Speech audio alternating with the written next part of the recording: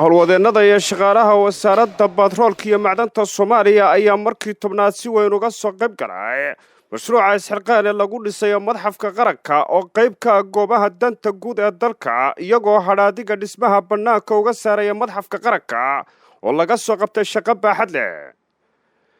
agaasimaha waaxda shaqaalaha ee wasaaradda batroolka iyo macdanta Soomaaliya Maxamuud Axmed Bilo oo shaqaalaha wasaaradda hogaaminayay oo la hadlay warbaahinta qaranka ayaa ku dheeraaday muhiimadda madxafka qaranka oo dib u howlgala u leeyahay dalka halkan oo aan taagannahay oo ah madxafkii qaranka oo xaqiiqatan ah goob taariikhi ah oo ay u aayi doonaan ciyaalkeena iyo annaguba aan ku faani doono xaruntan waxay muhiim u tahay dib u dhiska waddanka waxay muhiim u tahay Soomaaliya dib cusub oo ku soo laabanaysa saaxadda caalamka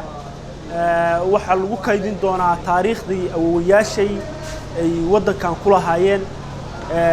aad baan ugu faraxsanahay haddaan nahay shaqaalaha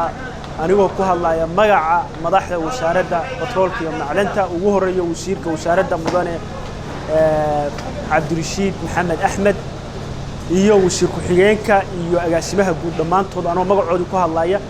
xarunta madxafka qaranka ayaa muuqaal ahaan ka duwan sidii hore ahaan jirta bira ka hor iyadoo laga dheehan karo tacabkii shaqaalaha dawladda Soomaaliya ay galiyeen dib u dhiska dalka waana tallaabooyin loo qaaday dhanka horumarka iyo wada qabsiga dalku ku tallaabsanayo maalinba maalinta ka dambaysa